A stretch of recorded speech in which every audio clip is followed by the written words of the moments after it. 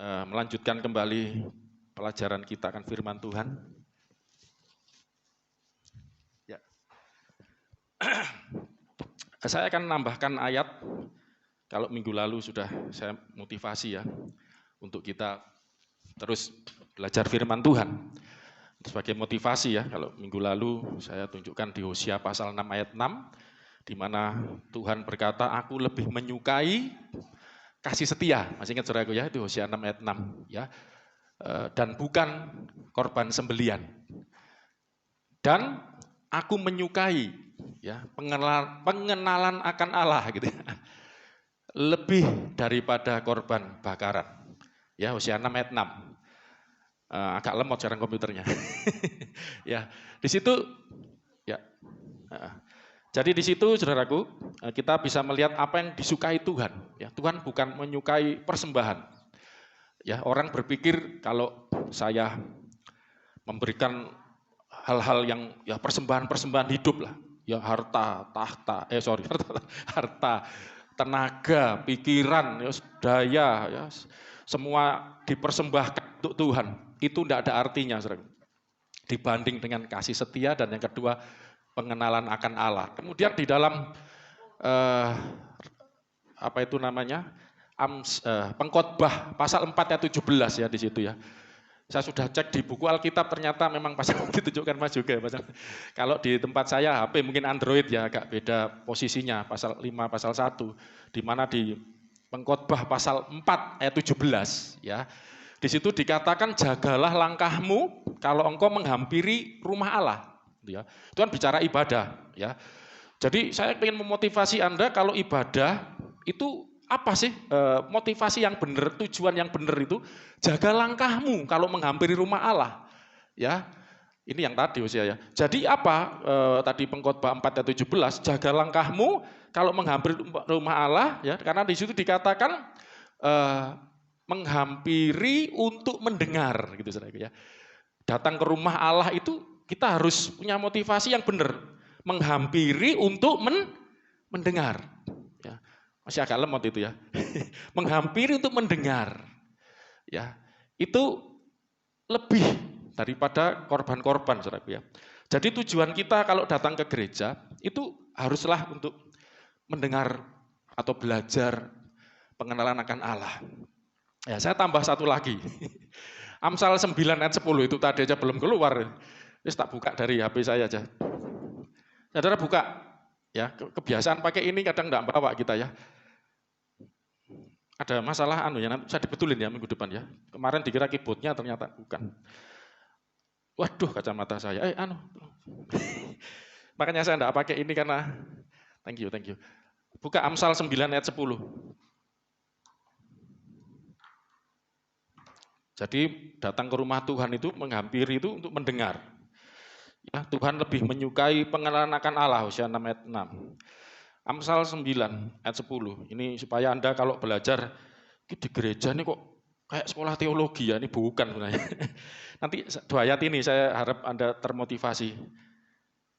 Permulaan hikmat adalah takut akan Tuhan. Ya. Arke Sophias phobos kurio. Takut itu fobia itu. Jadi fobia sama Tuhan itu biasanya orang itu fobia sama apa ya, malam gelap gitu fobia. Ya, ada aja sama gelap takut ya. Tidur kalau lampu mati sesak napas itu fobia kan Saudara ya. Ayo saya nyebutlah nanti malu ya. Itu apa? Apa itu kecoa? Kecoa, kira-kira, enggak apa-apa, fobia. Ya. Padahal kita ini harusnya fobia sama Tuhan gitu loh, sama Tuhan phobos ya. Fobia dalam arti takut, kita sama malam takut, gelap, sama apa takut, sama lewat kuburan takut. Tapi sama Tuhan enggak takut, ini kebangetan ya. Ya, Archi Sophias phobos kurio. Kalau bawa ini enak langsung Yunani, ada saya. Permulaan hikmat adalah takut akan Tuhan dan mengenal yang Maha Kudus adalah pengertian. Dianoias itu kecerdasan, intelektual. Jadi kalau Anda mau pinter, makanya saya ngomong kapan itu ya, belajar mengenal Tuhan, takut akan Tuhan, mengenal Tuhan. Dionias itu dikatakan, ya. Dionias itu pengetahuan intelektual, pengertian di sini terjemahkan. Jadi Kalau Anda mau ya memiliki hikmat, itu contohnya kan jelas, Daniel itu takut Tuhan. Daniel itu diceritakan masih muda, ditawan, dibuang ke Babel. Maaf saudara, kalau cerita itu dahsyat banget itu. Itu kalau dibuat drama itu yang menyedihkan. Kita kadang-kadang bacanya sepintas, tahu enggak? Daniel, Sadrak, Mesak, Abednego itu waktu ditawan kan dijadikan kita tahu ceritanya Daniel kan di Babel itu, wah terus akhirnya sampai jadi perdana menteri. Ceritanya kan taunya kan enaknya saja. Taunya kan bagaimana Tuhan menyertai Daniel berhasil sampai tiga emperor, tiga kaisar tiga dinasti. Daniel itu menjadi perdana menterinya. Tapi tahu enggak apa Daniel itu? Maaf, Daniel itu Kasim, dikebiri. Saudara. Bayangkan, enggak punya anak, dikebiri. Dijadikan sida-sida itu loh. Itu kebiri, Kasim gitu. Terjemahan lainnya tuh. Bayangkan Daniel yang masih remaja harus kehilangan masa depan. Saudara. Tapi dia enggak mengeluh. Saudara kan tahunya kan dia sida-sida toh. Cerita Daniel, Sadrak, Abednego kan, saudara sering dengar enak banget di sekolah minggu kan.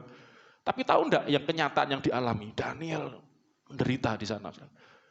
Menderita bukan hanya fisik, batin. Dia di sana harus hidup di tengah-tengah negeri penyembahan berhala. Dia takut Tuhan. Makanya dia memilih lah itu saudara tahu enggak? Kenapa dia cuman makan sayur dan air? Baca enggak Daniel pasal 1 itu? Dia makan sayur dan air, bukan vegetarian. Karena dia enggak mau memakan makanan penyembahan berhala. Itu juga pengertian kenapa kok zaman dulu enggak makan babi. Ya. Sekarang orang Kristen makan babi, apalagi orang Nias. Ya. Seneng. Fadi namanya ya. Dari datang nih, puji Tuhan. Dari Nias sampai sini, enggak ya, sudah lama.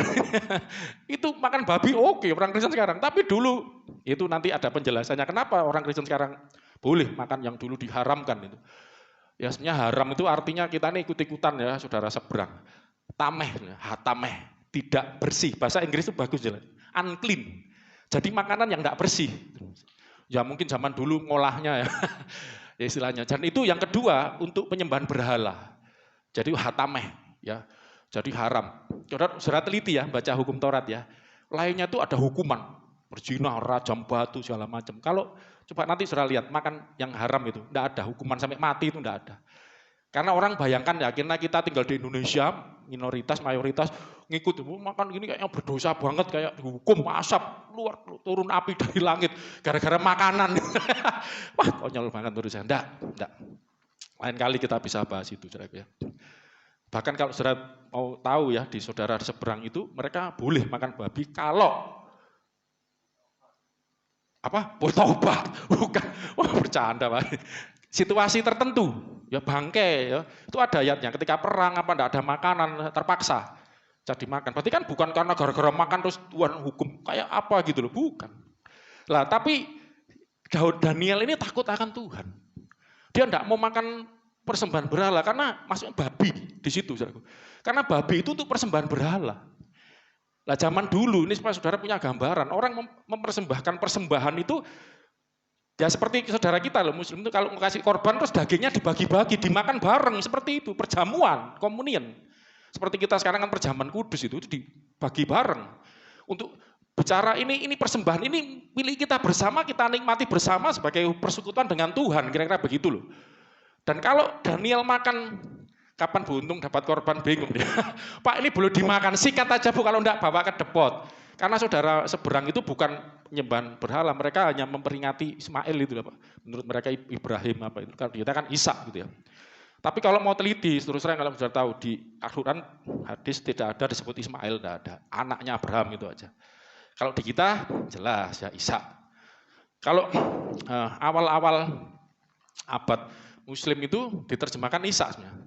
Ulama-ulamanya, terus pertengahan ganti Ismail. Ada yang milih tengah, enggak diterjemahkan, pokoknya anaknya Abraham gitu aja. Memang enggak ada disebutkan nama. Ya. Untuk memperingati, tapi yang intinya ada satu momen ya, di mana di situ Abraham mempersembahkan anaknya. Dan itu diperingati. Ya, jadi enggak apa-apa makan aja, itu bukan itu memperingati itu. Bukan mempersembahkan berhala. Kalau di Alkitab memang kita dilarang ya untuk ikut di dalam persembahan berhala. Tapi nantilah kita enggak bahas makanan ya. Itu nanti ada penjelasan Rasul Paulus yang bagus di situ ya. 1 Korintus 8, banyak baca sendiri. Tapi intinya Daniel itu takut Tuhan. Dia milih makan sayur dan air. Orang berpikir dia puasa. Konteksnya bukan puasa sebenarnya. Dia menjaga dirinya supaya jangan sampai hatameh, tidak bersih. Saking takutnya sama Tuhan itu seperti itu, saudaraku. Ya padahal kalau orang tinggal di situasi seperti itu mau enggak mau kan kita bisa pakai alasan, wah ini enggak ada lagi yang dimakan, yang ada. Tapi Daniel takut Tuhan. Dia milih makan sayur dan air. Permulaan hikmat adalah takut. Goblok. Coba Daniel pasal 1. Raja sampai khawatir. Ya, nanti jangan-jangan saya enggak usah buka ya, nanti terlalu panjang karena saya enggak khotbah ini. Cuma saya tunjukkan takut Tuhan itu loh. Nanti kalau jangan sampai jadi lemes, enggak sehat, bodoh. Terus akhirnya Daniel ngomong, biar dicoba dulu lah. Jadi gambarannya gitu ya ceritanya. Akhirnya dilakukan dan ternyata justru Daniel karena takut Tuhan, dunia katakan goblok. Ada makanan enak kok nggak disikat. Ada kesempatan kok nggak diambil. Ya kan? Kita bisa pakai banyak alasan. Maaf kadang-kadang sering munafik kita. Wah ini kan kadang berbuat dosa itu kita sering munafik. Manusia kan penuh kekurangan, gitu ya. Khilaf, ya, kilaf bolak-balik, ya, berzinah kilaf, bercabul kilaf, ambil semuanya kilaf semua, ya. Kan manusia penuh dengan kelemahan, banyak alasan seperti itu. Tapi Daniel tidak mau. Dan kita akan buktikan, ya. Justru ketika Daniel makan sayur dan air, lebih sehat. Dan Alkitab katakan 10 kali lebih cerdas daripada orang sebayanya kan gitu ayatnya kan. Terus yang enggak ngerti, kalau gitu biar pinter makan sayur dan air loh, kurang gizi kan. Karena ikut-ikutan bukan. Bukan masalah vegetarian, takut Tuhannya, situasinya itu mujizat, Saudara. Takut Tuhan permulaan iman. Makanya Paulus sempat nulis, salib itu satu kebodohan bagi dunia ini. Tapi bagi kita hikmat, bagi dunia kan bodoh. Tuhan kok disalib? Wong Kristen kok percaya Tuhan yang begitu lemah, Tuhan yang seperti manusia, maaf sampai ketok cawate tok. Tuhan kok mempermalukan karena pemikirannya nggak ngerti. Ya toh? Hendaklah dalam hidupmu bersama menaruh pikiran dan perasaan seperti terdapat pada Kristus yang di dalam morfetheo, dalam rupa Allah, tidak menganggap kesetaraan dengan Allah itu sebagai milik yang harus dipertahankan, tapi kenosis. Ya, berkenosis, mengosongkan dirinya, mengambil rupa seorang hamba menjadi sama dengan manusia. Dalam rupa Allah, tidak mempertahankan kesetaraannya dengan Allah ini. Tapi dikosongkan. Diambil rupa manusia itu, orang bilang bodoh. Kok mau ada raja harus mau jadi gelandangan? Demi untuk melihat rakyatnya, menyelamatkan rakyatnya, kan tidak ada. Hanya ada di dongeng. Dalam kenyataan tidak ada. Makanya takut Tuhan itu kadang-kadang orang goblok, saudara. Dianggap bodoh. Ya, tetapi itu adalah permulaan hikmat. Itulah awal kecerdasan. Dan mengenal lah, karena apa? Mengenal yang Maha Kudus. Adalah pengertian. Makanya Anda belajar mengenal Tuhan. Mungkin Anda dianggap bodoh oleh dunia. Tetapi disitulah justru kecerdasan ilahi itu turun atas hidup saudara dan saya. Amin. Itu kerinduan saya. Saya bersyukur melayani di gunung. Ini gunung, saudara ya. Gunung apa namanya Pak Ari? Gunung Gedangan. Oh, Banana City. Wah, saya luar biasa. Sekarang namanya Banana City. Oh, top. Saya lihat kemajuannya luar biasa loh di sini ya. Wah, luar biasa. Main maju. Banyak bedah rumah sini ya, Pak Jokowi buat bagus-bagus ya, puji Tuhan. Banana City ya, di desa. Nah, dan yang lebih, saya percaya karena ada Tuhan di tengah-tengah kita, saudaraku. Dan jemaat takut Tuhan. Ya, Phobos, Theo, takut Allah. Ya, Anda memiliki kecerdasan, hikmat yang datang dari Tuhan. Amin. Dan itu diperoleh dari mengenal, mau belajar. Jemaat Gunung Gedangan, waduh, datang ke gereja, cari Tuhan. Cari apanya? Bukan cari berkatnya. Bukan cari mujizat-mujizatnya saja. Tapi yang terutama belajar mengenal dia pribadinya. Nah, satu lagi, contoh apa? Ibrani pasal 5. Bentar, ayatnya berapa ini? Ibrani 5 ayat 17 mungkin. Coba, Ibrani 5. Kenapa saya juga mengajarkan pengenalan akan Allah? Kita terus belajar, bertubi-tubi kayaknya. Nah, ayat 12. Ibrani 5 ayat 12. 1, 2, 3. Sekalipun, sebab sekalipun kamu, saudara dan saya, jemaat ini, surat untuk jemaat, ditinjau dari sudut waktu, seharusnya menjadi apa? Pengajar. Saya mau tanya, Anda jadi orang Kristen sudah berapa lama? Ditinjau dari sudut waktu. Seharusnya engkau sudah jadi pengajar. Tapi ternyata kamu masih perlu lagi diajarkan asas pokok dari penyataan Allah, kamu masih perlu susu, bukan makanan keras, ayat di bawahnya masih anak-anak. Saudara, bagaimana Anda bisa ngajar orang lain kalau Anda sendiri nggak ngerti? Kalau Anda sendiri masih diberi susu. Loh maaf, kadang-kadang kita nggak menyadari ini. Buat apa ya, itu kan yang belajar itu rumit-rumit itu kan anak-anak sekolah teologi itu. Saya kan bukan itu. Loh, Alkitab ini saya mau tanya, Alkitab ini untuk anak-anak sekolah teologi itu pendeta-pendeta saja atau untuk semua umat? Semua kita. Kadang-kadang cara berpikir seperti ini loh. Ayo belajar takut Tuhan, ayo belajar mengenal yang maha tinggi, yang maha kudus, itu permulaan hikmat. Dan Tuhan punya rencana. Engkau dijadikan terang, jadi garam, jadi pengajar. Coba gini, ingat Yesus belum naik ke surga. Karena itu aku berkata kepadamu, pergilah. Jadikanlah semua bangsa murid. Jangan salah, saudara. Tuhan itu mau jadi semua bangsa itu jadikanmu murid. Murid itu harus diajar. Kita tidak sadar kan. Amanat agung Tuhan Yesus diajar. Lah, bagaimana Anda bisa mengajar kalau Anda sendiri tidak mau diajar? Anda sendiri tidak mau belajar. Berat. Makanya saya ngomong, coba Anda cek Kristenmu itu sejati atau tidak. Baca surat-surat para rasul itu yang diajarkan orang Kristen zaman itu. Kalau Anda masih mumet, baru belajar. Hati Anda belum selama ini keliru, yang disenangi, yang dikepingini, yang dipelajari. Kok sulit ya? Ini yang diajarkan. Kenapa? Maaf. Karena enggak mau. Makanya saya ingin kita berubah. Berubah ya. Kita mau berubah, kita mau belajar mengenal Allah. Itulah kecerdasan.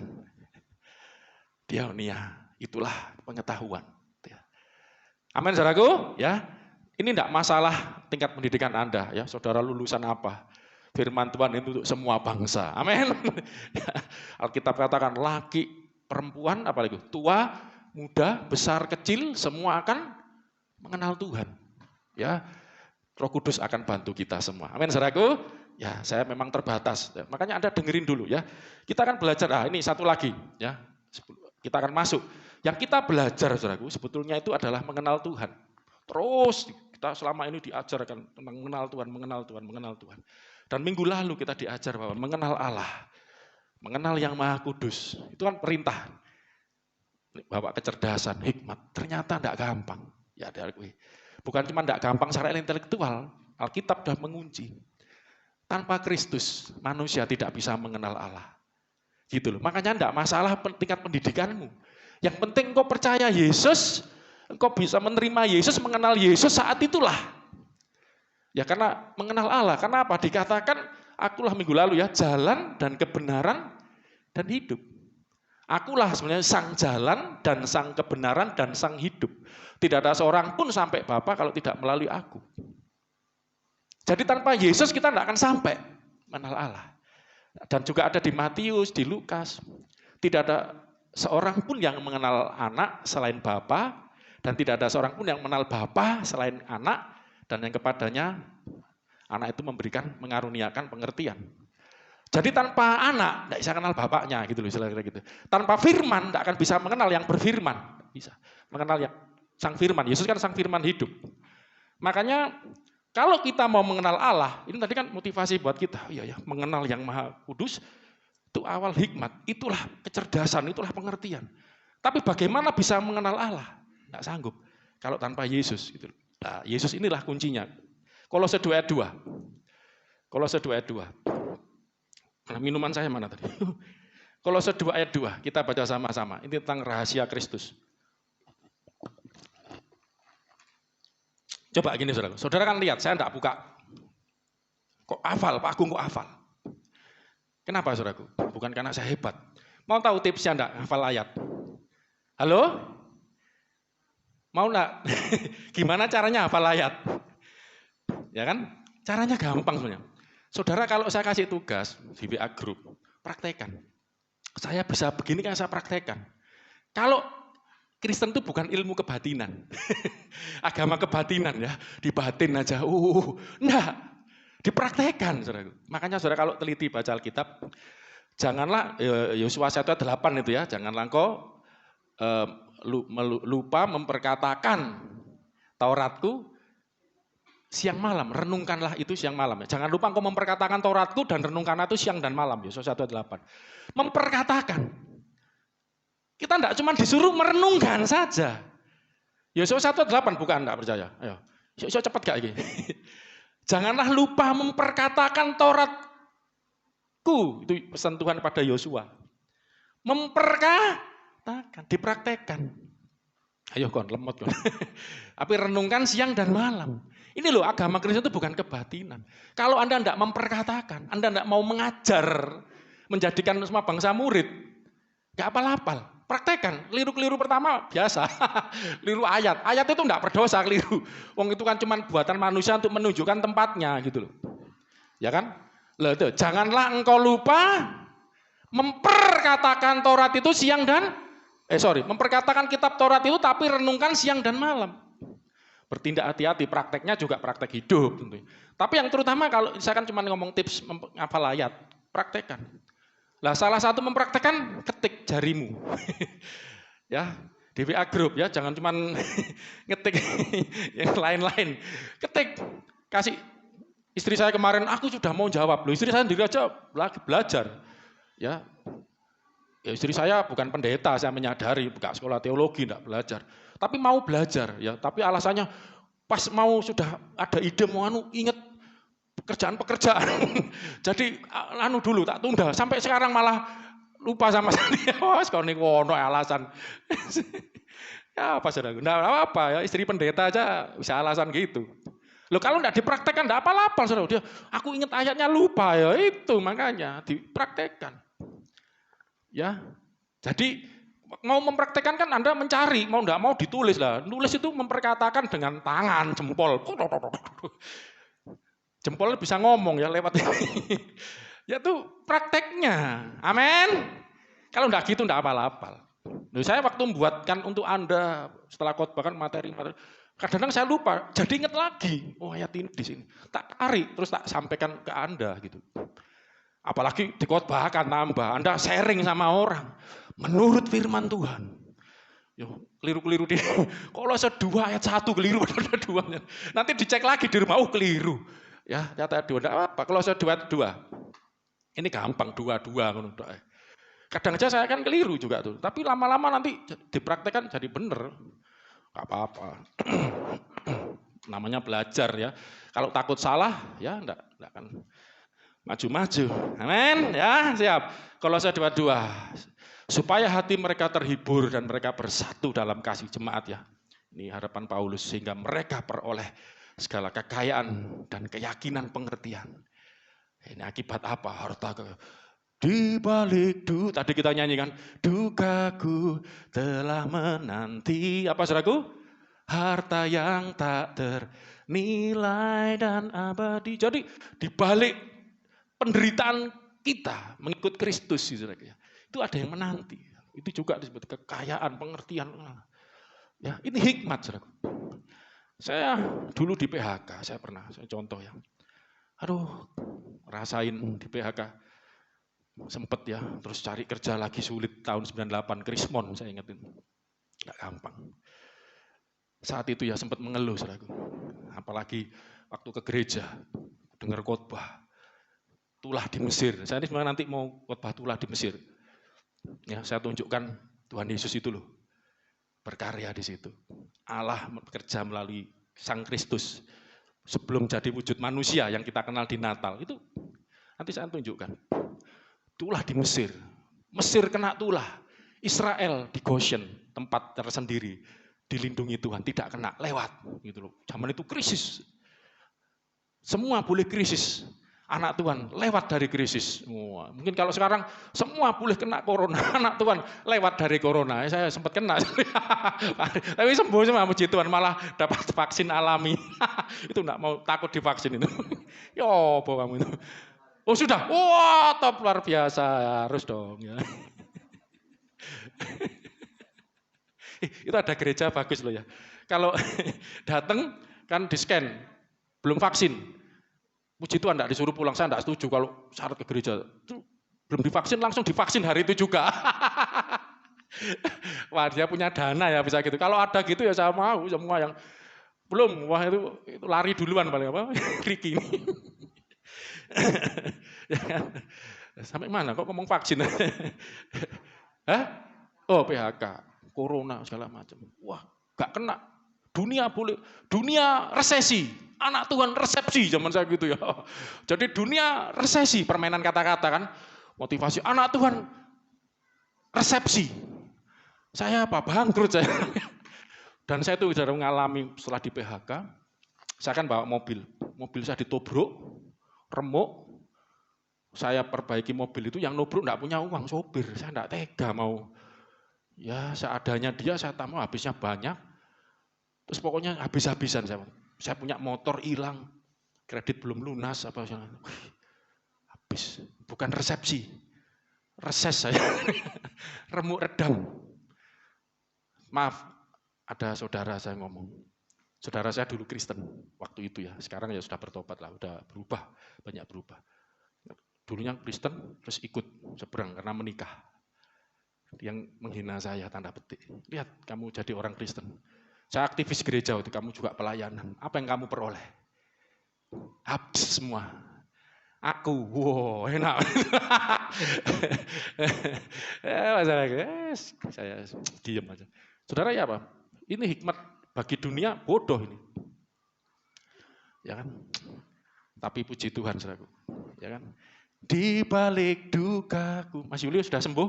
Kasihan nih, nyosop. Jualan. Masih sudah jualan lagi kan? Oh belum, nunggu pulih ya. Oh, iya. Sabar Mas Yulio, amin ya. Di balik duka itu menanti. Kadang-kadang kita yang ketika mengalami masalah enggak ngerti kenapa. Mengapakah harus ya tuh banyak perkara yang tak dapat ku mengerti. Kita sering begitu kan? Mengapakah harus terjadi apa saudaraku di dalam kehidupan sambil nangis. Tapi kita bersyukur satu perkara yang kusimpan dalam hati. Ini yang harus kita miliki, iman saudara. Apa saudaraku? Segala sesuatu kan terjadi. Tiada sesuatu ya, sorry. Tiada sesuatu kan terjadi tanpa Allah peduli. Tanpa Allah peduli. Coba sekali lagi, sama-sama Allah. Refnya. Allah mengerti. Allah segala persoalan yang kita hadapi. Tak akan pernah dibiarkannya ku bergumul sendiri, sebab Allah mengerti. Amin saudaraku. Enak ada keyboard ya, langsung nyanyi nyanda itu. Allah. Kita nggak ngerti mengapa ini terjadi, mengapa aku di PHK, mengapa mobilku ditobrok, mengapa aku bangkrut, mengapa aku remuk redam hidupku. Tapi satu perkara simpan dalam hati, tiada sesuatu yang terjadi tanpa Allah peduli. Allah mengerti, Allah peduli, di balik itu Tuhan sudah siapkan. Kemarin siapa? Anak-anak di depot ya, sharing-sharing. Saya kan temennya Dewa, itu kalau nggak percaya lihat channelnya apa itu namanya? Wawan Winarso apa itu? Yaitu dulu drummernya Dewa. Saya ternyata diulas sedikit di situ. pernah lihat ada yang lihat itu Esther ya, Esther sama siapa anak-anak. Saya dulu di foto saya juga ditampilkan ya, main gitar sampai gitu ya. Ya dulu kalau rencana Tuhan lain ya nggak ngalami banyak hal yang terjadi. Mungkin saya enggak berdiri seperti sekarang ini. Ya, jadi apa yang sedang kita hadapi enggak enak, yang enggak baik, yang buruk dalam hidup kita. Itu bukan berarti Tuhan jahat kepada kita. Tuhan enggak peduli, Tuhan enggak sayang, Tuhan abai kepada kita. Saya tadi sebenarnya mau nyanyi lagu ada ya lagu lama, cuman tadi hafal karena ininya belum bisa ya. Saya takut enggak hafal, yang hafal saya saja. Mungkin Anda belum lahir ya, anak-anak muda lagu ini saudara. Bahwa Tuhan itu enggak pernah terlelap. Coba ini ya, enggak apa. Santai aja ya sekali-sekali ya. Kalau teologi terus berapa hari mumet enggak sih ya. Ini loh saudara, pernah dengar lagu ini. Aku melayangkan mataku ke gunung. Kamu belum lahir itu ya. Dari mana datang pertolongan itu? Tuhanlah penolongku, pencipta semesta. Takkan biarkan kakiku goyah. Ini yang bagus, tak terlelap sedetik. Tak terlelap sedetik, tak terlelap sesaat, tak tertidur sedetik. Penjagaku, Allah yang setia. Tuhan tidak pernah terlelap, Tuhan tidak pernah tertidur. Amin saudaraku. Waduh, anaknya kok ngalami masalah ini. Anaknya kok lagi kayak Tuhan abai. Tuhan, kadang kita bayangkan Tuhan itu seperti bapak kita, orang tua di dunia yang kadang-kadang tidak tahu anaknya kecemplung seumur. Kadang-kadang kan banyak terjadi, orang tua sibuk, anaknya sampai masuk comberan, tidak ngerti. Allah kita tidak seperti itu. Tak terlelap sejenak, tak tertidur sedetik. Gitu saya tidak pernah. Mata Tuhan selalu tertuju kepada anak-anaknya. Amin saudaraku. Anda orang-orang yang dikasihnya. Kalau ada masalah, ya seperti Daniel tadi itu dapat hikmat dan akhirnya Tuhan bawa ya pada kemuliaannya. Ya dibawa, dimuliakan Tuhan. Ya, ada pelangi sehabis hujan. Oke, dan rahasia Allah kita baca ya. Dan mengenal rahasia Allah. Nah, bahas ini aja ya. Yang Kolose 2:2 tadi, yaitu apa saudaraku? Kristus. Melalui Kristus ini misteri, bahasa Yunaninya misterion, misterio tuteo. Saya lihat bahasa Yunani. Tu misterio tuteo, rahasia dari Sang Allah itu. Yaitu apa? Tu Kristus itu rahasianya Allah. Melalui Kristus misteri-misteri yang tersimpan selama ini terbuka gitu. Makanya kenapa Yesus berani mengklaim tanpa aku tidak bisa ngerti Allah, sampai kepada Allah, rencananya apa lagi. Ya, makanya kita bersyukur sebagai anak-anak Tuhan ya. Kita jadi orang Kristen bukan sekedar beragama, berKTP, tetapi kita sedang dibawa kepada rencana Tuhan. Masuk kepada rencana yang misteri dari Tuhan. Ya, saudaraku ya. Enggak apa-apa, enggak usah panik dengan komputer. Nge-lag enggak apa-apa saya pakai ini. Ya, puji Tuhan. Kita akan melihat apa itu rahasia Kristus yang kita belajar hari ini. Jadi kita mengenal Allah, itu adalah permulaan hikmat. Itu adalah kecerdasan, adalah pengertian. Dan itu diawali dengan mengenal Kristus. Katakan mengenal Kristus. 1, 2, 3. Mengenal Kristus. Karena Kristus adalah rahasia Allah. 1, 2, 3. Kristus adalah, Kolose 2:2, rahasia Allah. Anda akan ngerti yang direncanakan Tuhan. Anda akan ngerti tujuan hidupmu. Anda akan ngerti Allah itu bagaimana melalui Kristus. Makanya Yesus ngomong, kamu melihat aku minggu lalu kan, sama seperti kamu juga melihat Allah. Jadi kalau lihat Yesus, itulah Allah seperti itu. Karena Allah ada di dalam Kristus, gitu ya. Oke, kita akan lihat minggu lalu Keluaran, masih sudah bisa enggak? Keluaran 3. Ya, minggu lalu Keluaran 3, saya akan perdalam karena waktunya enggak nyampe. Keluaran pasal 3. Jadi gini, sebelum Keluaran 3 saya mau tunjukkan dulu satu ayat. Jadi yang kita belajar tentang Kristus itu bukanlah belajar ketika Yesus dalam peristiwa Natal. Ya, seolah-olah Yesus itu baru ada ketika lahir dari rahimnya Maria. No. Yesus berkata, Yohanes 8 ayat 58, dikatakan bahwa sebelum Abraham jadi, aku telah ada. Prin Abraham, genestai, ego, emi. Saya ulangi ya, itu ada. Ya, bisa. Nah ini, kata Yesus kepada mereka, pada orang-orang Yahudi yang menolak dia. Yang Yesus sedang memberitakan Injil kepada dia, memberitakan kabar baik. Injil itu kabar baik bahwa Allah telah datang ke dunia.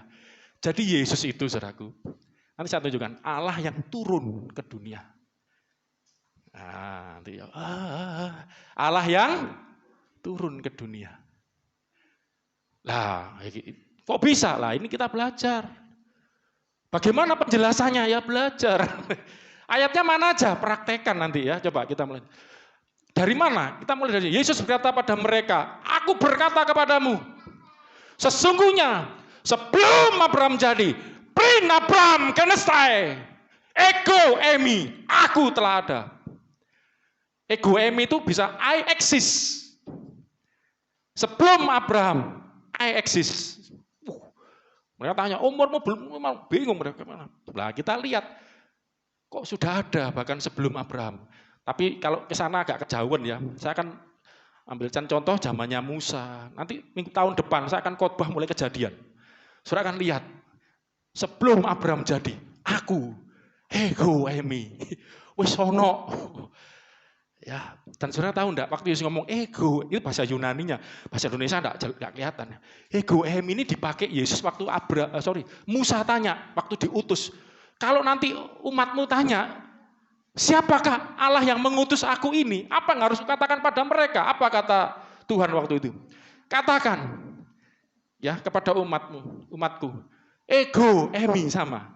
Ho on, cuman ada tambahannya. Nanti lain kali kita perdalam itu. Oke, kita akan lihat. Yesus sudah ada. Yesus telah ada. Ho on, yang ada. Ho in, yang telah ada. Ini itu untuk lampau. Ya, makanya Yesus, akulah Alfa dan Omega, yang ada, yang dan ergomenos, dan yang akan datang. Ya, dikit-dikit, wis rungokno ae, gak usah dihafalno Yunani ini. Ini memancing Anda untuk belajar. Mbak Asih, Pak Agung kok bisa ya? Wis download belum? Sudah ya? Ya iku lho sing garai ketok pinter. Sajane ya padha ae. Kita ini sebenarnya, saya ini enggak lebih pinter dari Anda, cuman mau belajar. Ya, kalau nyonya mau, tapi kalau ingat cicilan banyak ini, ingat lagi, ini lagi apa? Memproses ini, membuka menu baru gini, wah lupa semua ya. Mbak Asih sampai kemarin, sampai kapan, berapa waktu lalu sharing, pastor saya sampai mau keluar kerja. Kenapa Mbak Asih? Saya mau mendalami firman, sungguh, ojo sih. Maksud saya jangan sampai emosi ya, gara-gara saya ngomong gitu, saya enggak ada waktu kayaknya. Ya saya mungkin kengangguran ya. Saya ini loh saudaraku, punya topik itu banyak di sini, karena mungkin saking nganggurnya ya, mungkin orang bilang nganggur, pengangguran banyak acara, tapi puji Tuhan nganggurnya enggak sia-sia, nganggurnya saya banyak menemukan kebenaran-kebenaran firman Tuhan. Saya ada topik khusus yang saya mau khotbahkan tentang tangan Tuhan itu banyak banget. Kayak orang kurang kerjaan. Bayangkan untuk cari di Alkitab itu istilah tangan Tuhan. Ya tangan Tuhan itu sampai banyak, dan saya menemukan sesuatu di situ yang saya akan ajarkan itu. Dan itu bicara tentang Kristus, perbuatan Allah. Mas juga minggu lalu kasih judul ya luar biasa ya, Kristus adalah Allah yang bekerja gitu. Mungkin orang bingung apa ini ya, Allah yang bekerja gitu. Ya, kita akan melihat dari sini penjelasannya. Ya, bahwa sebelum Abraham jadi, lihat kata-katanya beda loh. Abraham genestai, jadi, diciptakan. Genestai itu bisa diterjemahkan diciptakan. Ya, jadi genestai itu dijadikan, diciptakan bisa. Ya, sebelum Abraham diciptakan, dijadikan, aku ini telah ada loh, siapa ini? Ada duluan. Bahkan sebagai sang pencipta, kita sudah ngerti ya, Kristus sebagai sang firman. Lah kita akan melihat, saudaraku, apa yang terjadi, ya, bahwa Kristus ini adalah Allah yang turun ke dunia. Keluaran sudah bisa, Keluaran pasal 3, ayat 3 dulu. Minggu lalu kita sudah buka. Keluaran pasal 3 ayat 3. Enggak bisa dari api aja. Saya kalau HP harus pakai kacamata. Nggak bisa. Keluaran 33, saudara buka ya, minggu lalu sudah saya sampaikan, saya kan mulai dari sini. Minggu lalu saya stop khotbah di sini karena waktu, nanti kalau enggak selesai pun enggak apa-apa lah.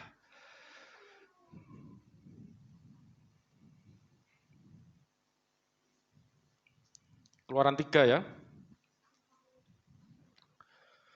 Ayat yang sebenarnya mulai 2 aja ya.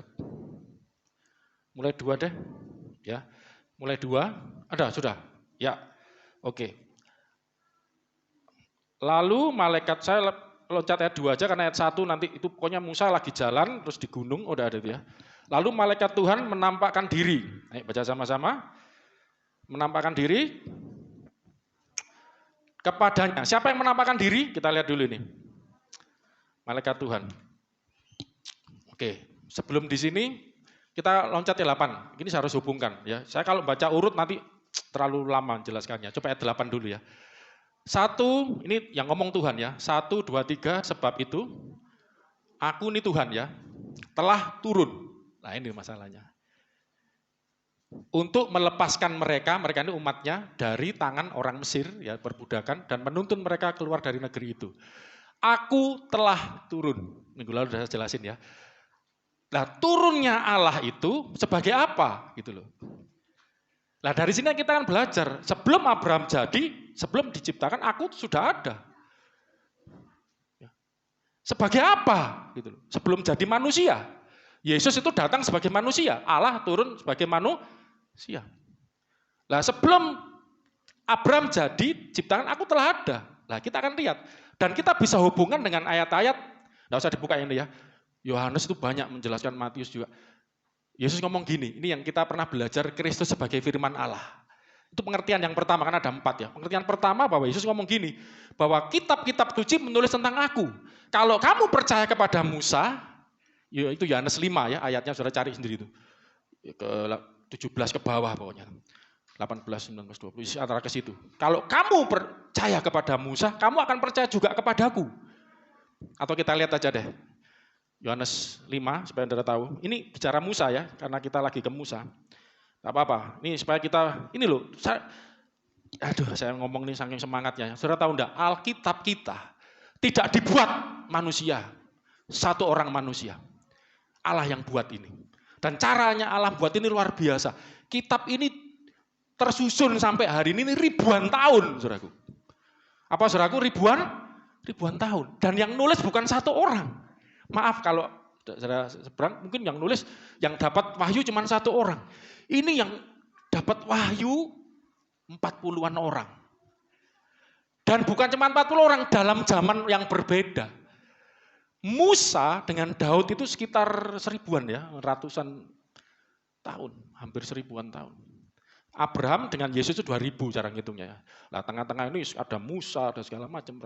Itu ratusan tahun dan para rasul apalagi ribuan tahun dan nyambung semua. Ya, Yesus pasal 5 ayat 18 mungkin ya. Yohanes pasal 5, 20 mungkin, sorry. Nah, gini nih sambil praktek saya gak hafal jadi lama-lama hafal. Musa menulis tentang aku. Sorry ya. Musa menulis tentang aku, mana itu? Saya pernah, pasal 5. Wah, pasal 5 ayat 46, ayo buka. Ya sambil praktek, kamu lama-lama jadi hafal kan? Ini kan, ya toh? Saya sendiri miss, tapi cari pasal 5-nya, ingat ayatnya yang agak lupa. Ayo praktek sama-sama, saudara, amin. Ya saya ngajarkan di sini kan, ternyata ada ingat tadi Mas Yafet. Sebab jikalau kamu percaya pada Musa, tentu kamu akan percaya juga kepadaku. Mereka kan pengikutnya Musa. Hukum Taurat. Mereka orang Israel, orang Yahudi percaya kepada Tauratnya Musa. Musa, ia telah menulis tentang aku. Aku ini siapa yang bicara? Tuhan Yesus. Coba cari, kapan ceritanya Musa itu nulis Kejadian sampai Ulangan. Kejadian, Keluaran, Imamat, Bilangan, Ulangan. 5 kitab Taurat itu. Musa yang tulis. Kapan ada ceritanya atau nama Yesus di situ? Saudara akan menemukan nama Yesus ketika Matius, Markus, Lukas menceritakan kelahiran Yesus ke dunia, kedatangan Yesus ke dunia sebagai manusia. Kapan Musa nulis? Dia nulis tentang aku. Yang ditulis Musa itu firman Tuhan. Dapat wahyu dituliskan. Nabi itu menuliskan wahyu dan menuliskan pengalamannya dengan Tuhan dituliskan di dalam Alkitab. Itu firman Tuhan itu seperti itu. Dan Musa dapat pengalaman dengan Tuhan. Wahyu Tuhan dituliskan. Apa yang dituliskan tentang Yesus? Pernah belajar enggak? Ini masalahnya, kalau enggak mau belajar enggak bisa. Akhirnya ngertinya Yesus itu baru ada ya waktu Natal ya. Repot. Tapi ketika Anda belajar, Musa lo nulis tentang aku. Kapan lah? Kita Keluaran 3 tadi ayat 8 dulu. Keluaran 3 ayat 8. Tadi ya, aku telah turun. Sudah jelas ya tadi ayat 8 ya. Sekarang mulai ayat 1 deh. Enggak apa-apa, kita ulangi lagi. Keluaran 3 ayat 1, ini panggilan Musa kepada Musa. Saya tunjukkan. Tadi Tuhan itu tadi ngomong, aku telah turun. Turunnya gimana? Nah, adapun Musa, itu minggu lalu dah saya cepet ya. Ia biasa mengembalakan kambing domba Yitro, mertuanya imam di Midian.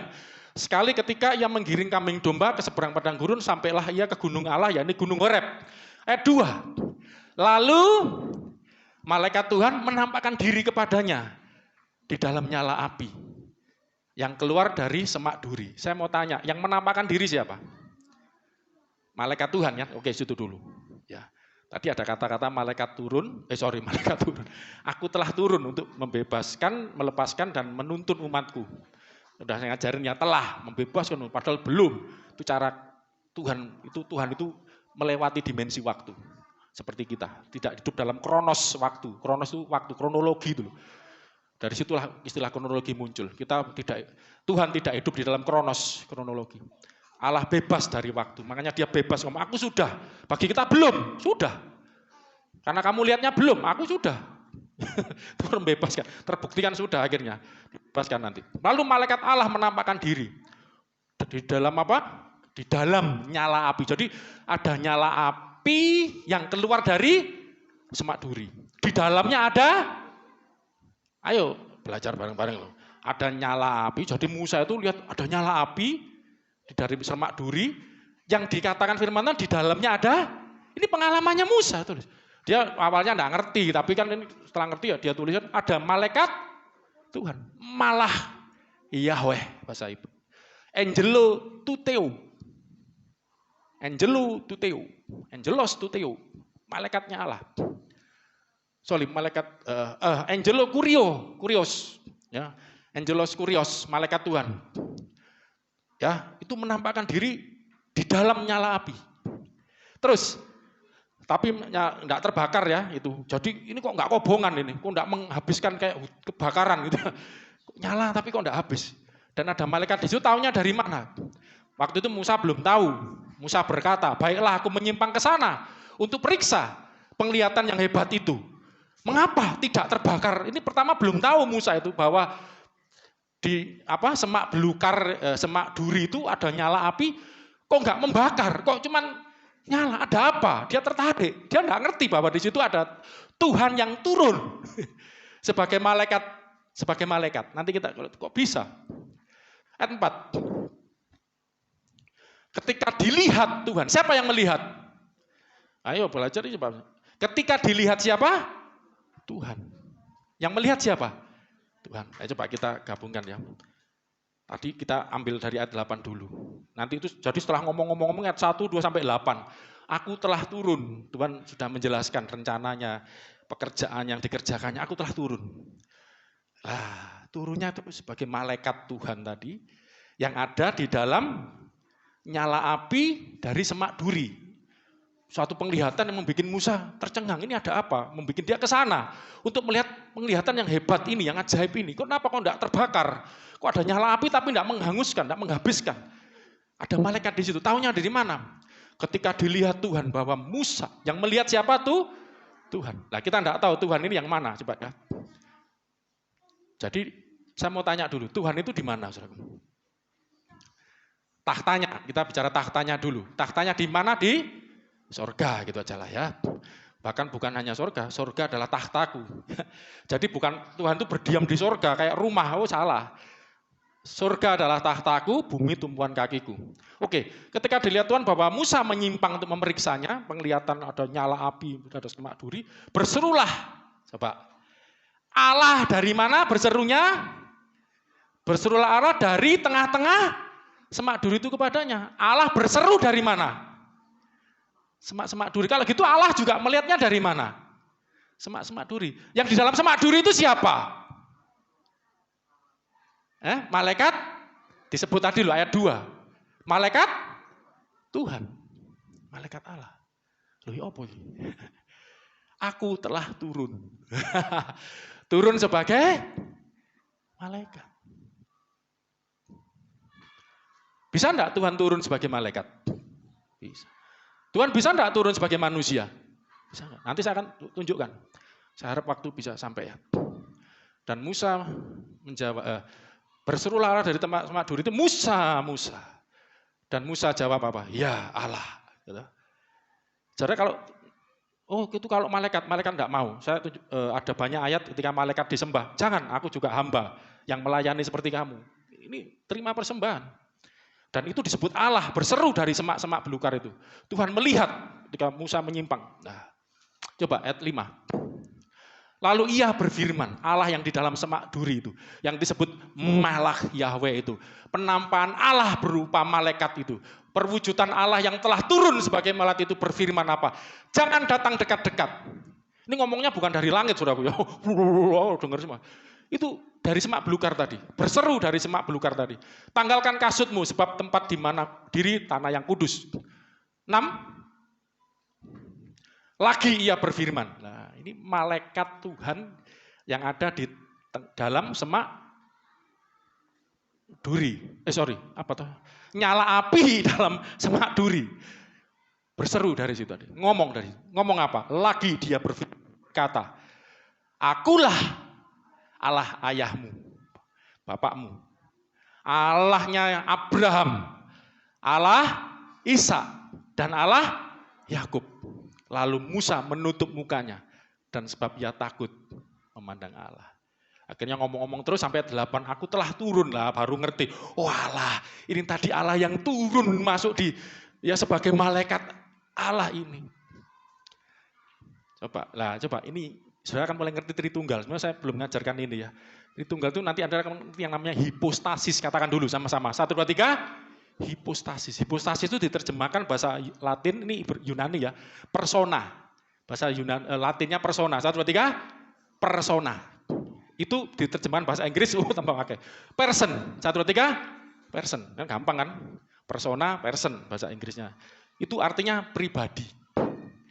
Tapi pengertian pribadi itu, yang dari hipostasis ini, itu dalam pengertian zaman modern berbeda dengan waktu itu. Pribadi sekarang artinya individu. Itu dari Sigmund Freud. Setiap pribadi itu satu individu.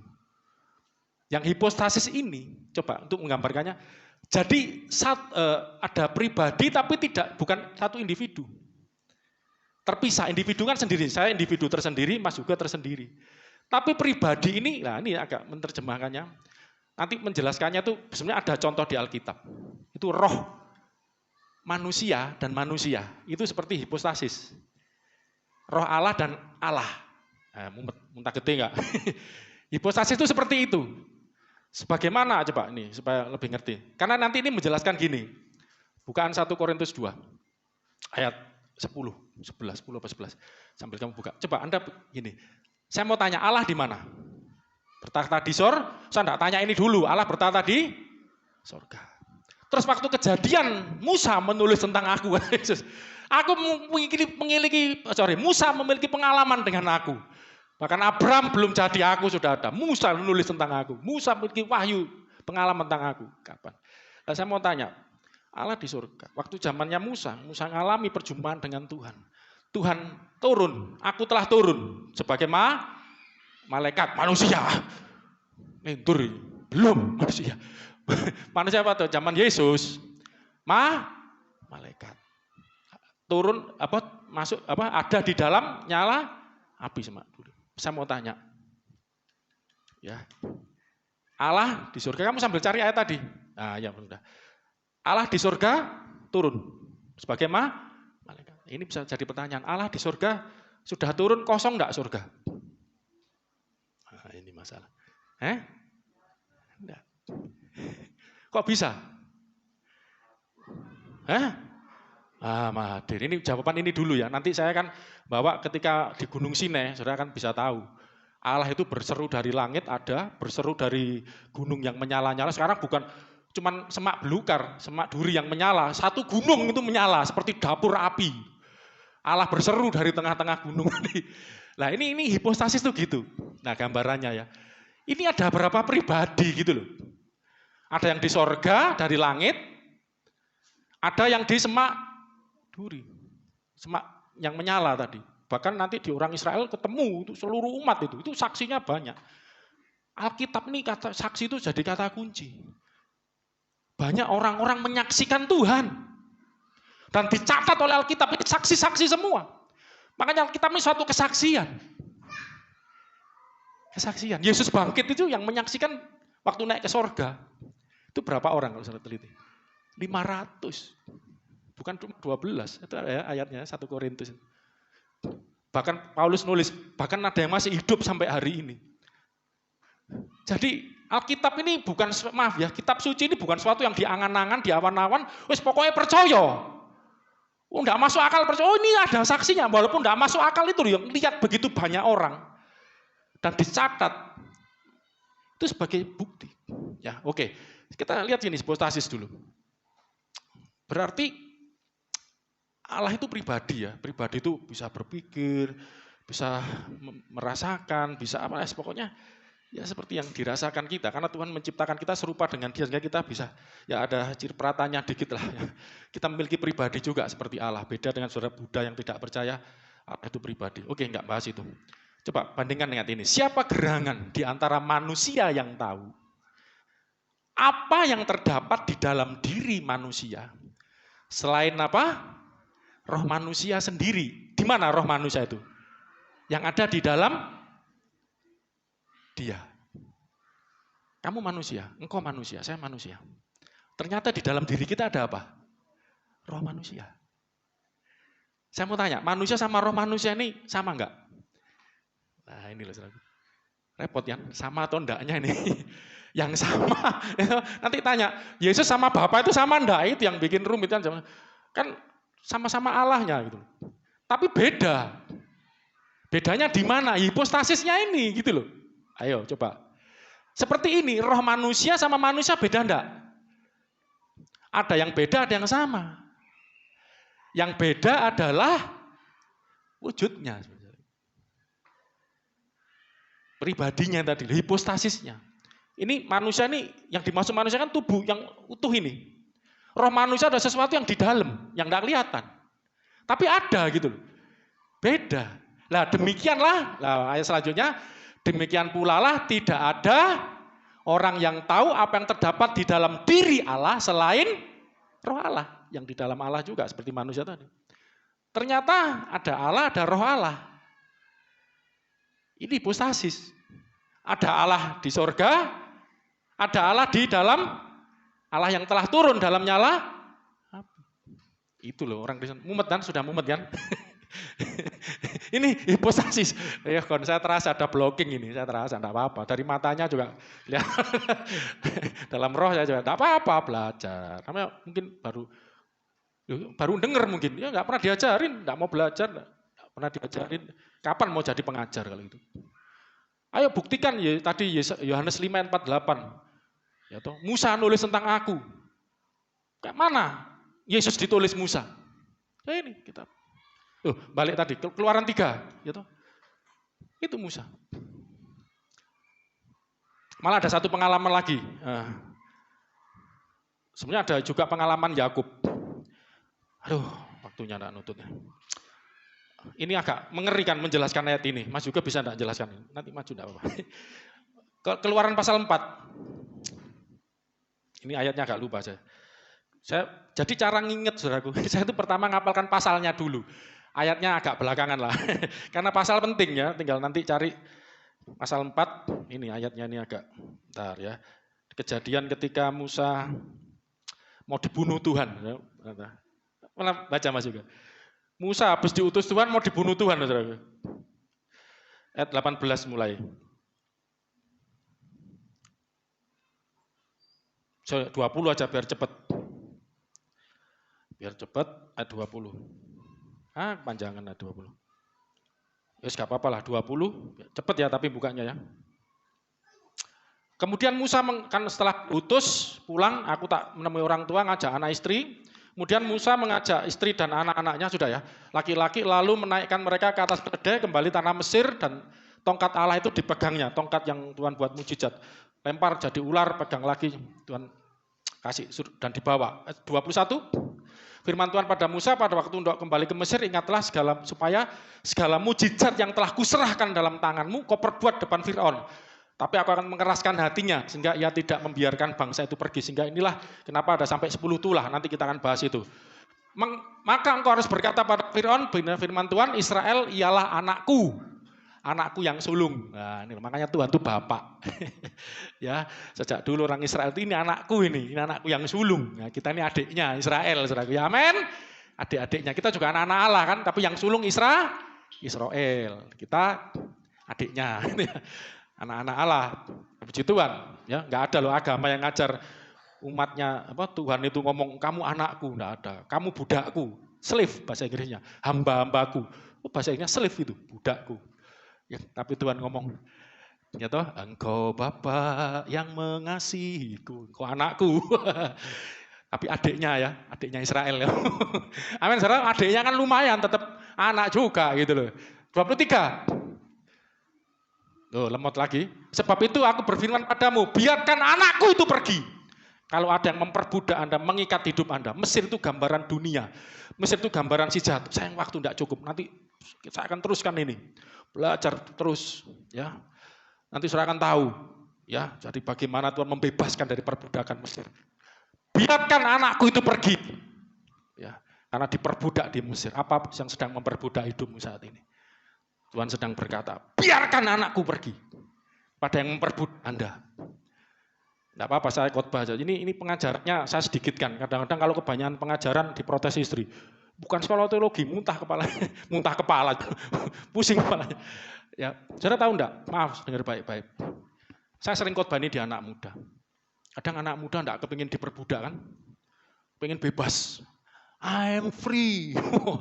Aku mau bebas melakukan apa saja. Bebas berbuat apa saja, hidup bebas, ya seks bebas, hidup makan bebas, minum bebas, air comberan apa saja, cap tikus aku minum, ya selama sini. Di Nias cap apa kamu? Selama sih cap tikus.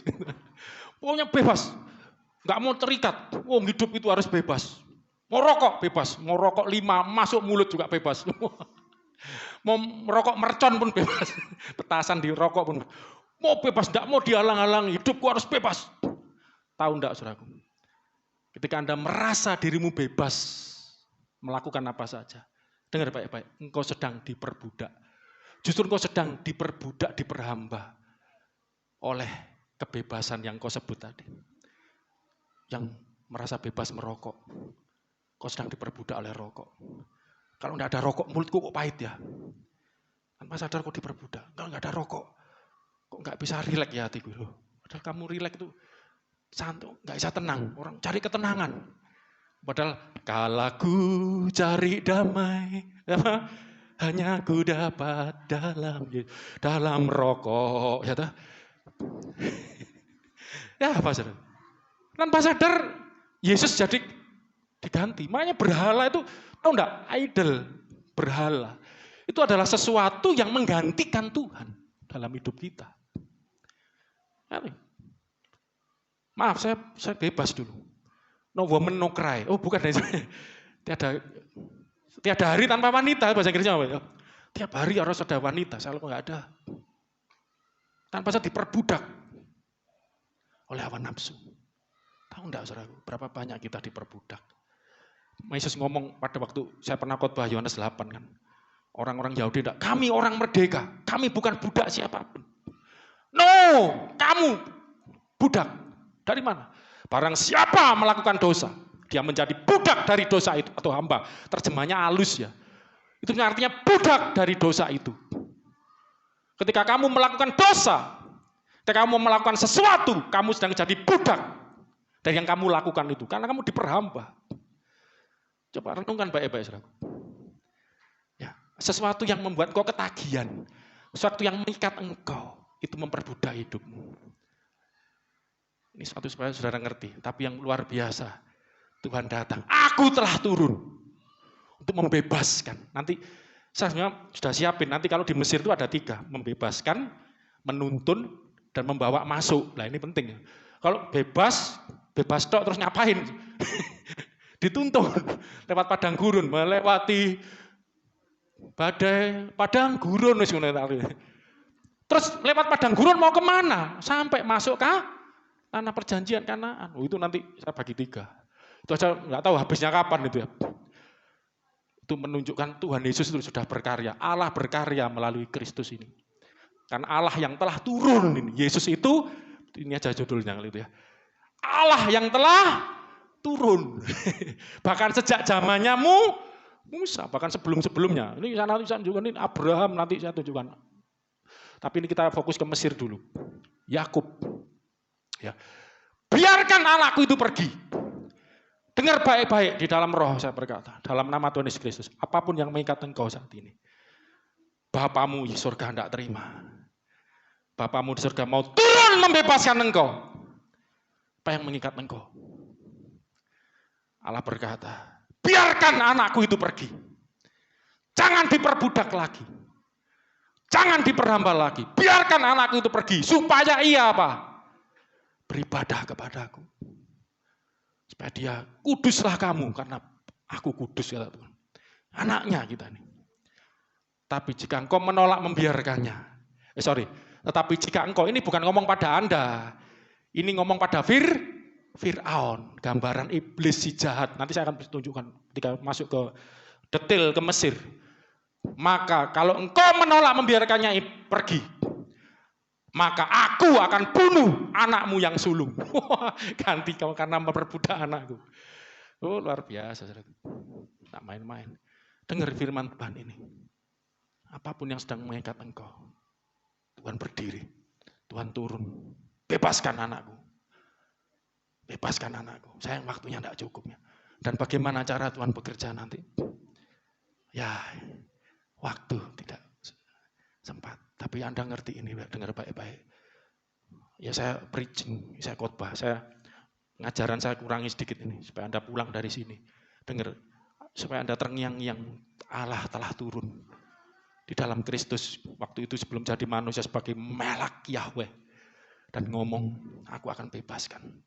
Aku akan ngomong kepada lewat Musa, pada si Fir'aun, si jahat itu. Biarkan anakku pergi, engkau sudah memperbudak selama ini. Kau sampai pulang kau dengar, Allah sedang ngomong. Pada yang memperbudak kau. Kuasa-kuasa jahat, roh-roh jahat yang sedang mengikat hidupmu. Apapun itu.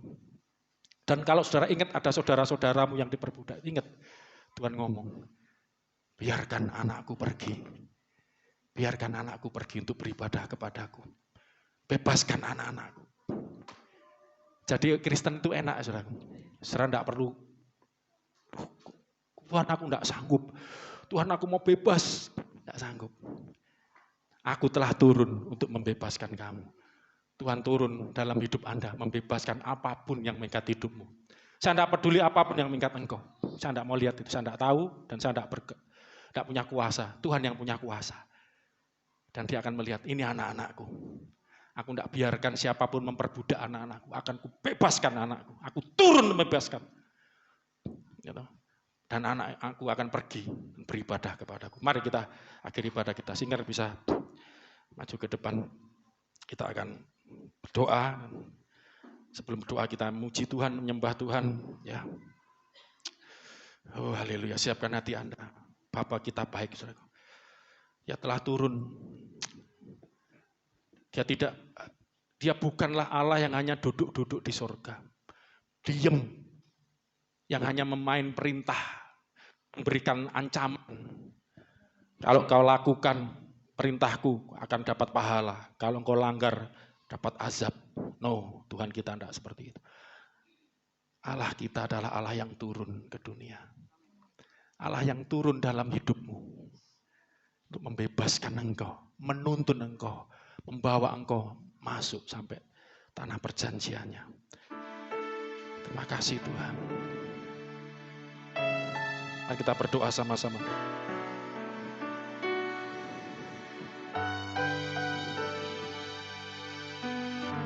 Terima kasih Tuhan. Terima kasih Yesus. Terima kasih Tuhan. Percaya Tuhan menjamah setiap kita. Terima kasih Tuhan. Haleluya.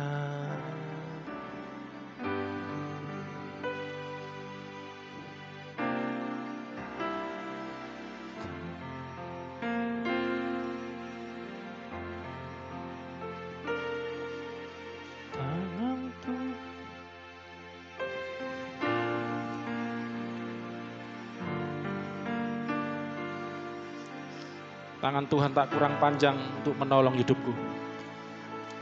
Tangan Tuhan.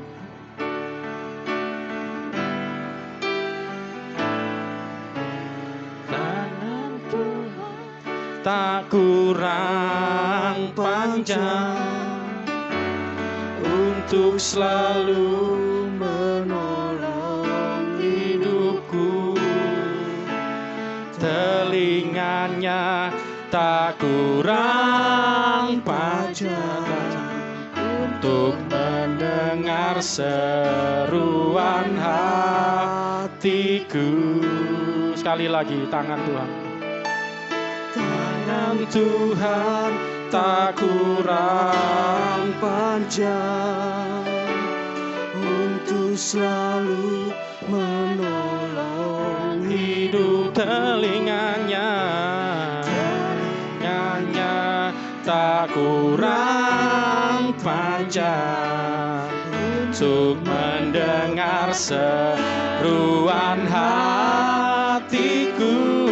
Ada mujizat, ada mujizat, sangat bersyukur Engkau tempat perlindunganku Tuhan. Imanku tetap teguh dalam-Mu. Ku menang bersama-Mu. Bangkit berdiri bersama-sama saudaraku. Kita pujikan tangan Tuhan tak kurang panjang.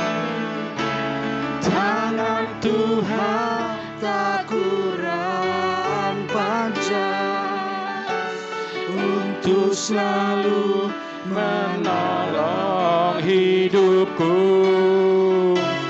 Telinganya tak kurang panjang, tajam untuk mendengar seruan hatiku. Sekali lagi, tangan Tuhan tak kurang panjang. Tangan Tuhan, Dia telah turun. Tangannya telah diturunkan membebaskan kita untuk selalu menolong hidupku. Telinganya tak kurang tajam untuk mendengar seruan hatiku. Ada mujizat, haleluya. Ada mujizat dalam bersyukur. Engkau tempat perlindunganku Tuhan. Imanku tetap teguh dalam-Mu. Ku menang bersama-Mu. Ada mujizat, ada mujizat saat bersyukur. Engkau tempat perlindunganku Tuhan. Imanku tetap teguh dalam-Mu. Ku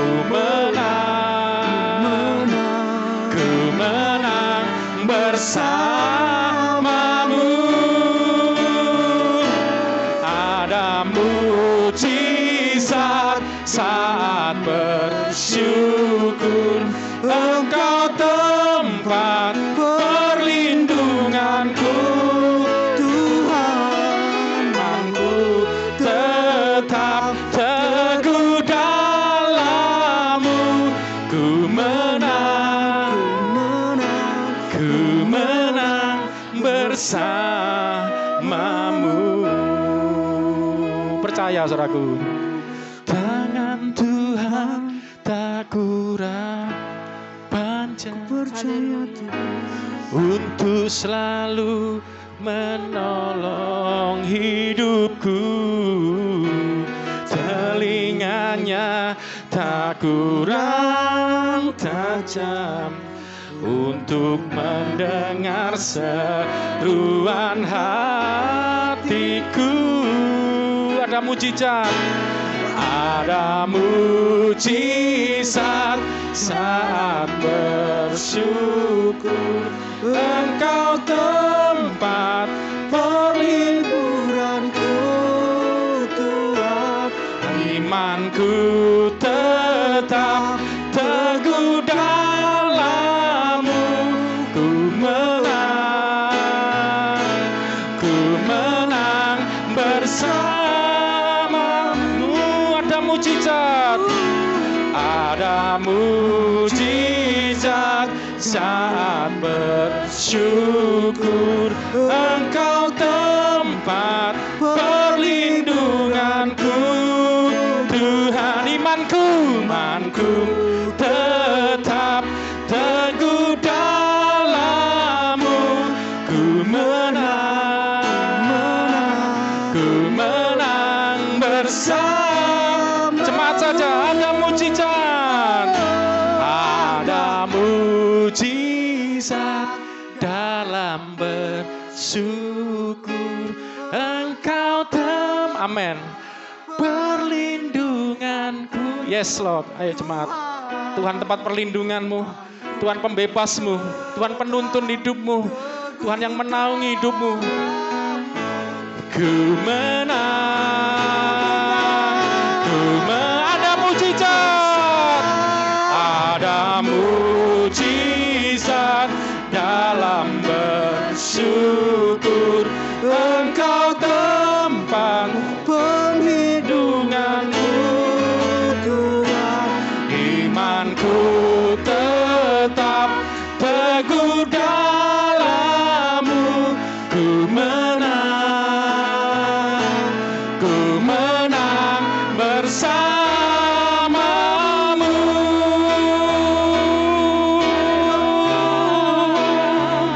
Aku menang bersamamu.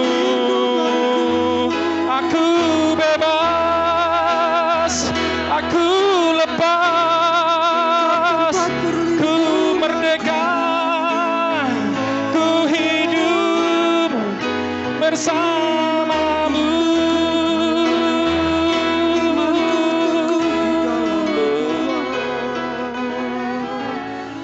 Ku menang bersama. Saudara, anak-anaknya Bapa di sorga, Tuhan telah turun untuk membebaskan anak-anaknya. Bersamamu Tuhan. Biarkan anakku pergi untuk beribadah kepadaku. Yes, amin. Bersamamu. Anda merdeka, bebas. Bersamamu Tuhan. Karena Bapa yang membebaskan. Kau dijadikan anaknya, menjadi umat biji matanya, kesayangannya. Terima kasih Tuhan. Ingat baik-baik statusmu, identitasmu. Kau adalah anak-anak dari Bapa di sorga. Kuduslah kamu, karena aku kudus, kata Bapa di sorga. Hendaklah kamu sempurna, karena Bapamu di sorga sempurna. Dan Dia telah turun, menyatakan diri untuk membebaskan kita. Melalui karya Kristus.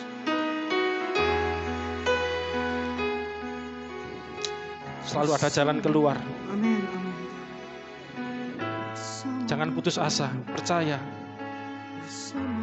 Allah kita telah turun untuk melepaskan, Amin. Ya. untuk menuntun umatnya, membawa umatnya masuk tanah perjanjian. Lepaskan kami dari Ada mukjizat, salam bersyukur, Engkau tempat perlindunganku, Tuhan. imanku tetap teguh dalam-Mu, ku menang bersama.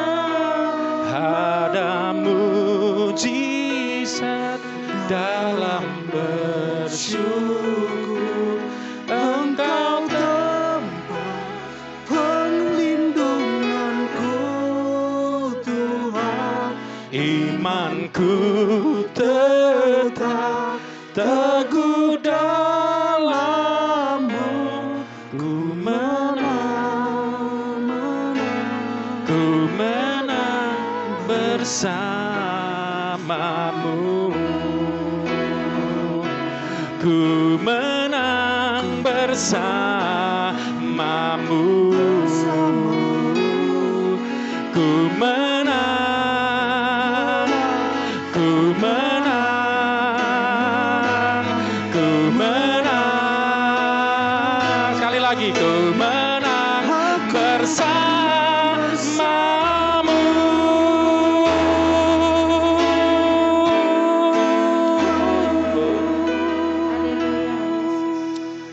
Anak-anak Tuhan yang kekasih, Engkau telah menang. Amin. Karena Tuhan telah turun. Amin. Tuhan hadir dalam hidupmu. Yes. Bebaskan, menuntun, membawa engkau pada tanah perjanjiannya, pada tempat kediamannya, tempat peristirahatannya. Dan kita akan diam di rumah Tuhan sepanjang masa, seperti kata Daud, seumur hidup kita. Tidak usah takut, tidak usah khawatir selama engkau hidup di dunia ini. Takutlah akan Allah, itulah permulaan hikmat. Kenallah akan Allahmu yang maha kudus, yang telah turun di dalam Kristus. Yes. Itulah kecerdasan, Ya, itulah amin. pengertian. Amin. Dan kau akan dibuat hidupmu berlimpah-limpah, berhasil dalam apa yang kau kerjakan, dalam hidupmu.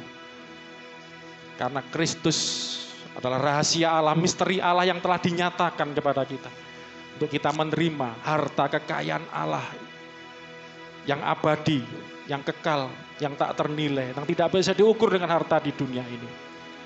Pulang dengan penuh sukacita dan damai sejahtera, terimalah berkat rahmat anugerah yang besar dari Bapamu di sorga, yang telah turun di dalam Yesus Kristus, untuk menyatakan karyanya, tangannya yang ajaib, untuk menolong hidup, membebaskan hidup, dan menyertai hidupmu sampai selama-lamanya. Dalam persekutuan dengan Roh Kudus dari sekarang sampai selama-lamanya. Yang percaya Tuhan sertai. Immanuel, Allah bersama kita, God be with us. Katakan sama-sama, amin. Selamat hari Minggu, Yesus memberkati kita. Ada mujizat dalam bersyukur.